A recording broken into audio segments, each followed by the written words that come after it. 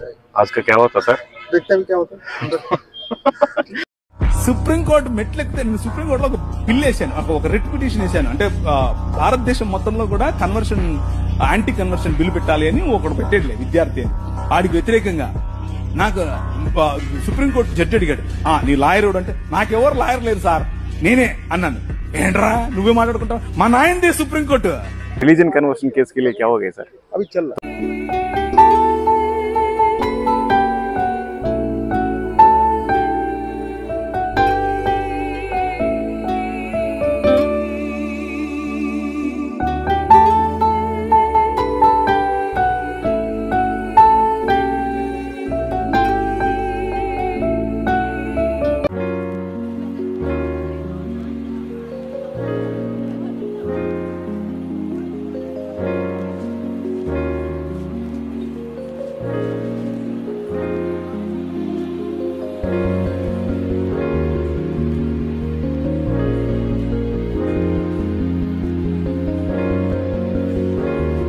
Yes, please.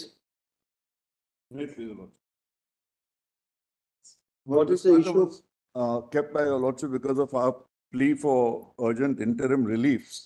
What is the issue, Mr. So this is Hussain? pertaining to Lordship, these speak the last spate of order. laws in 9 states Please see the last. pertaining to what are called Freedom of Religion Acts, which are in fact anti-conversion laws. And Mr. Singh, I don't think we'll be able to take up. no, we are only on a limited thing of interim relief. Let me just explain. Let it come up on. No, let me just explain the urgency in the matter. Today, Mr. Singh, I have two options. I mark it to another bench or I leave it to after 30. no, I'll tell your lordship the urgency. There's severe I'm giving you persecution. the option. No, I'm only placing before your lordships. There's the level, it's rampant persecution Mr. of minorities. 1 minute, please. Lord- Mr.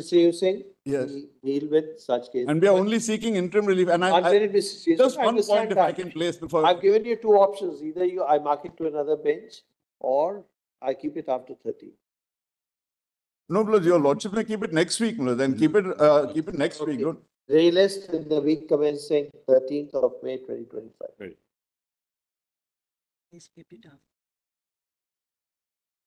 No, I only wanted to place before your lordship that the Madhya Pradesh High Court has already stayed several provisions since That's fine.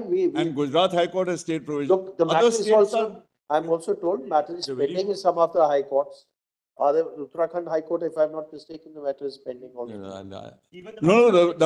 it doesn't matter if the fact is the stay has held the field for 3 years. So you're saying we can't pass an interim order without hearing, and it'll take time. That's why your lordship last time told them, the learned Therefore, I attorney gave said I gave you the two options and keeping it 13th. The challenge to Madhya Pradesh is pending, Manoj. Yeah. It's also here. Next case. in the week commencing 13th. Please, your lordship. Please, are we hearing the arguments on the other side? Why are you arguing? Or what is, Mr. Upadhyay, why are you arguing?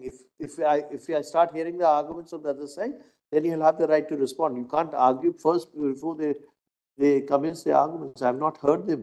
That's right. Please, your lordship.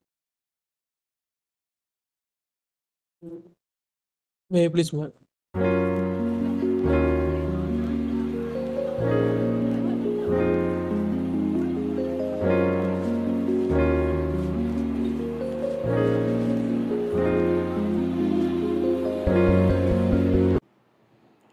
Praise the lord. మీ అందరికీ ప్రభు అయిన యేసుక్రీస్తు వారి పేరిట నా హృదయపూర్వకమైన వందనాలు. ఈరోజు మీరు ఇప్పటివరకు చాలామంది ప్రార్థన చేశారు. చాలామంది ఏమొస్తుందో ఈరోజు జడ్జిమెంట్ హియరింగ్ ఏం జరిగిందో అని మీరంతా కూడా కోర్టు వాయిదా కోసం ఎదురు చూస్తున్నారని నాకు తెలుసు. అందుకే వీలు చేసుకొని చాలా త్వరగా ఎడిటింగ్ చేసి వీడియోని అప్లోడ్ చేస్తున్నాను. అయితే మీరు తెలుసుకోవాల్సిన ఒక ప్రధానమైన విషయం ఏంటంటే 9 రాష్ట్రాల అడ్వకేట్స్ అందరూ కూడా కోర్టులో అటెండ్ అయ్యారు. మన తరపున కూడా కొంతమంది అటెండ్ అయ్యారు. అయితే జడ్జి గారు ఏంటి ఏ కేసు గురించి అని అడిగారు. జనరల్గా 1 by 1 నెంబర్ వచ్చినప్పుడు మనది 10వ నెంబరు 10.1 దగ్గర నుంచి 10.11 వరకు, అంటే మన 11 కేసెస్ 9 రాష్ట్రాల ప్రభుత్వం వారు ప్లస్ ఇంకా హ్యూమన్ రైట్స్, ఇంకోటి యూనియన్ ఆఫ్ ఇండియా, వీళ్ళందరూ కూడా యాడ్ అయ్యేసరికల్లా ఏంటి ఈ కేసు ఏంటి, దేని గురించి అని అడిగారు. ఇది రిలీజియస్ కన్వర్షన్ కేసు అనగానే ఇప్పుడు నాకు చాలా బిజీగా ఉంది, చాలా కేసులు ఉన్నాయి, నేను ఆఫ్టర్ లంచ్ తర్వాత చూస్తానని చెప్పారు. అయితే ఉత్తరప్రదేశ్, మధ్యప్రదేశ్కు సంబంధించిన అడ్వకేట్స్ లేదు సార్ ఇది అర్జెంటు, కొంచెం హైకోర్టులో ఇష్యూ ఉంది, అది ఇది అని చెప్పినప్పుడు మీకు అర్జెంట్ అయితే నేను వేరే బెంచ్కి షిఫ్ట్ చేస్తాను అన్నారు. లేదంటే ఆఫ్టర్ లంచ్ చూస్తానని చెప్పారు. అయితే ఆఫ్టర్ లంచ్ అంటే ఇంకెప్పుడు కూడా సుప్రీంకోర్టులో కొంచెం లేట్ అవుతుంటుంది, ఏదో పొడిగిస్తున్నారు జడ్జి గారు అనుకొని వాళ్ళు మనకి ఆపోజిట్గా ఉన్నవాళ్ళు గవర్నమెంట్ తరఫున ఉండే లాయర్స్, అడ్వకేట్స్ అందరూ కూడా సరే సార్ నెక్స్ట్ వీక్కి ఇవ్వండి డేట్ అన్నారు. నెక్స్ట్ వీక్ కాకుండా May 13కి ఇచ్చారు. ఎందుకు అంటే ఆయన చివరిలో ఉన్నారు, పదవి విరమణ చేస్తున్నారు.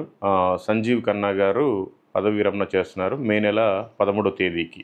మరి ఆ రోజు ఏదైనా సంచలనాత్మకమైన తీర్మానం ఇస్తారా, మరి లేదంటే హోల్డ్లో పెడతారా తెలీదు. ఇంకొకటి ఏంటంటే నాకు తెలిసిన సమాచారం, జడ్జెస్ ఎప్పుడు కూడా రిటైర్ అయ్యేటప్పుడు ఏవి పడితే అవి తొందరగా జడ్జిమెంట్ ఇవ్వరు, అలా దాన్ని పొడిగిస్తారు. ఎందుకంటే కొన్ని ప్రమాదాలు జరుగుతాయి, కొన్ని నష్టాలు జరుగుతాయి, ప్రజలందరూ బాధపడతారు, కొంతమంది సంతోషపడతారు, కానీ ఎక్కువ మంది బాధపడతారు. అందు నిమిత్తం వాళ్ళు వాయిదా వేస్తారు. లేదంటే 13వ తేదీ ఏమైనా జరగవచ్చు. మీరంతా కూడా ప్రార్థించిన 13వ తేదీ కోసం.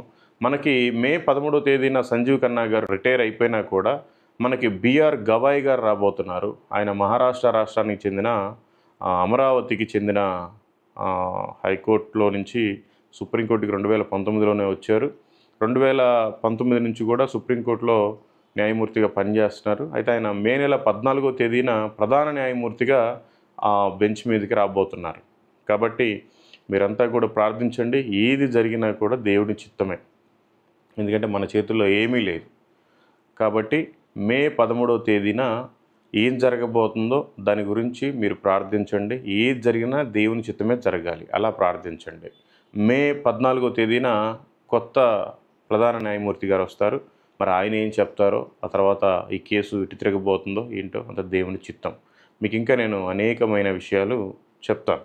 మీరంతా తెలుసుకోవాల్సిన ఒక ప్రాముఖ్యమైన విషయం ఉంది. ఈ మధ్యకాలంలో కాశ్మీర్లో పహల్గామ్ అనే ప్రాంతంలో టెర్రరిస్టులు 26 మందిని చంపేశారు, కొంతమందికి గాయాలు కూడా అయ్యాయి. ఈ విషయాన్ని నేను కూడా చాలా తీవ్రంగా ఖండిస్తున్నాను.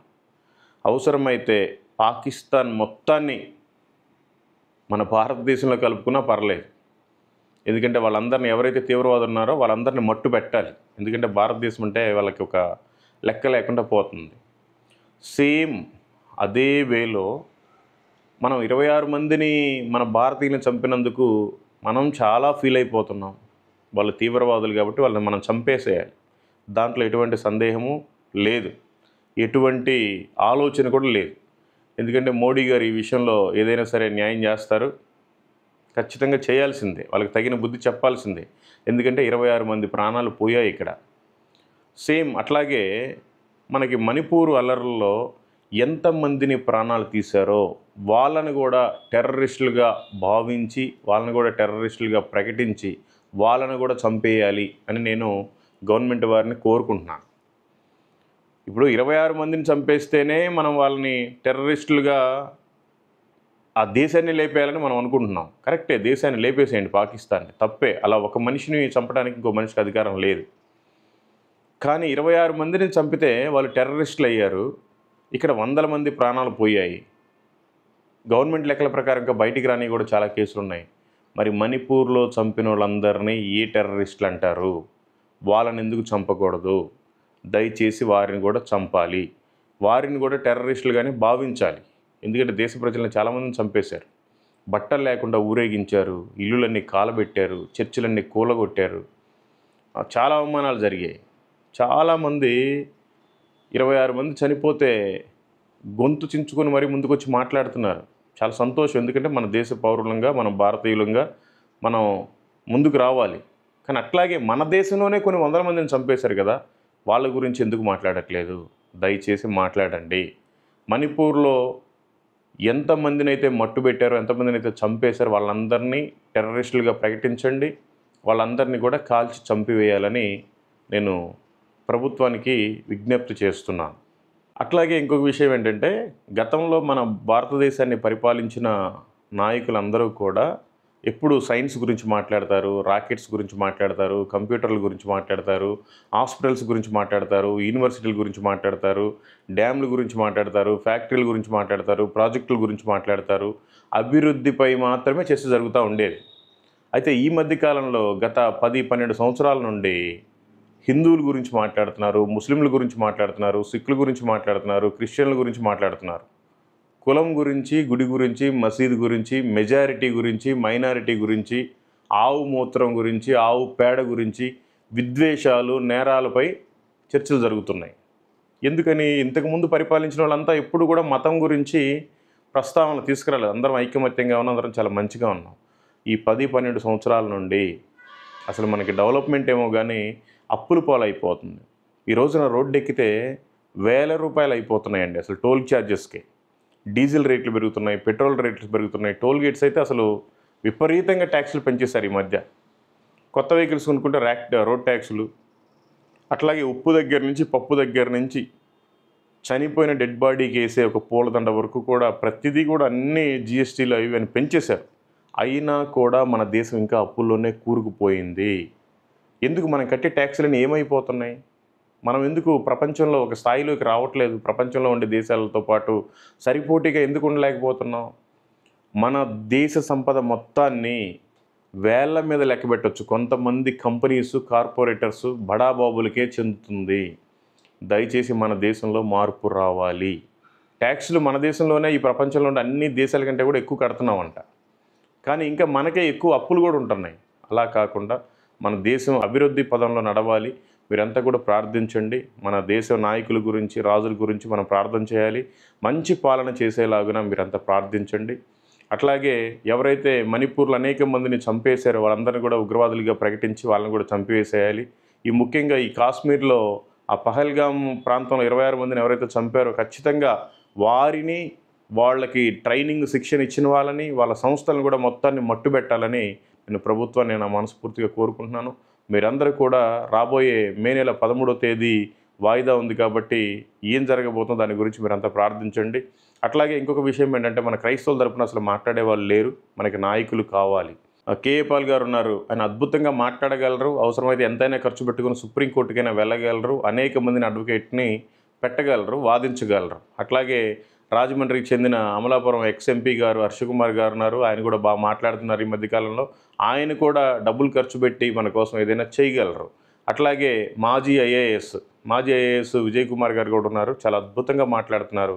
ఇలాంటి నాయకులు మనకు కావాలి. వీళ్ళు ముగ్గురేనా? మరి ఇంక దేశంలో క్రైస్తవుల గురించి మాట్లాడే వాళ్ళు ఎవరు లేరా? మన తరపున మాట్లాడే వాళ్ళు వారే ఉన్నారు కాబట్టి వారందరి కోసం కూడా మీరు ప్రార్థించండి. ముఖ్యంగా మనకే గొడవలు కాకుండా ఒకరి మీద ఒకరు వీడియోలు పెట్టుకోకుండా దయచేసి వీడియోలను తగ్గించి దేవుని పనిని పెంచండి. సువార్త అసలు ప్రకటించట్లేదు.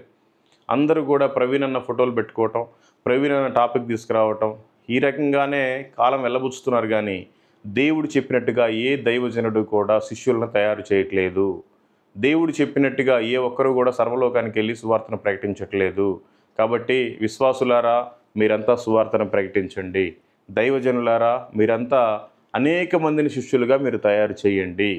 ఇంతకంటే నేనేం చెప్పలేను. మనకి నాయకులు కావాలి, సువార్థికులు కావాలి, శిష్యులు కావాలి, దైవజనులు కావాలి, మందిరాలు కావాలి, మనకి స్వాతంత్రం కావాలి. ముఖ్యంగా మనకున్న ఆర్టికల్లో ఏదైతే రాజ్యాంగంలో 19 నుంచి 25 వరకు ఉందో దాన్ని మనం స్వేచ్ఛగా ప్రకటించుకునే ఆ అధికారం మనకు ఉంది. కాబట్టి దాన్ని ఎటువంటి అడ్డుపడకుండా అందరూ మంచిగా కలిసిమెలిసి ఉండేలాగిన మన రాజ్యాంగంలో ఉండే హక్కుల్ని మనం వినియోగించుకోవడానికి ఎవరు ఆటంకం కలగకుండా మీరంతా ప్రార్థించండి. ఇంకా మళ్ళీ మీకు నెక్స్ట్ నేను 13వ తేదీ ఏం జరుగుతుందో సుప్రీంకోర్టులో నేను మీకు ఇన్ఫామ్ చేస్తాను. కాబట్టి మీరంతా కూడా ఏదో రెచ్చిపోయి ఒకరి మీద ఒకరు వీడియోలు పెట్టుకోవడం తగ్గించండి. వేరే ఛానల్స్లోకి వెళ్ళి ఇంటర్వ్యూలు ఇవ్వటం అసలు మానుకోండి. దేవుని నామాన్ని అవమానపరచకండి. మీరు సువార్తను ప్రకటిస్తూ అనేక మందికి మాదిరికరంగా మీ సాక్ష్యమే ఒక సువార్తలాగా మీ సాక్ష్యాన్ని కాపాడుకొని ప్రతి ఒక్కరూ కూడా ఆయన రాకడలో ఎత్తబడాలని నా హృదయపూర్వకంగా నేను కోరుకుంటున్నాను. దేవుడు మిమ్మల్ని, మీ కుటుంబాలని, మీ సంఘాలని, మీ ఊర్లని దీవించి ఆశీర్వదించును గాక. Amen. Thank you. Praise the lord.